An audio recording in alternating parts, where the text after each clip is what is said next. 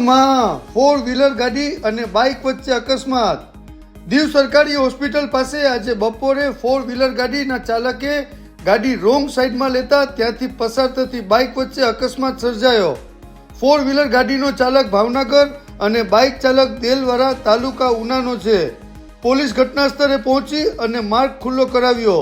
સદનસીબે કોઈને મોટી ઈજા થઈ નથી। આ માર્ગ ઉપર એક સાઈડનો માર્ગ ખરાબ હોવાથી મોટાભાગના લોકો રોંગ સાઈડના માર્ગનો જ ઉપયોગ કરતા હોવાથી અકસ્માત થવાની શક્યતા રહે છે। માર્ગ ક્યારે બનશે એ તો નક્કી નથી, પરંતુ વાહન ચાલકોને સતર્ક રહેવું અને રોંગ સાઈડમાં ગાડી ન ચલાવે તે દરેક માટે ફાયદાકારક છે।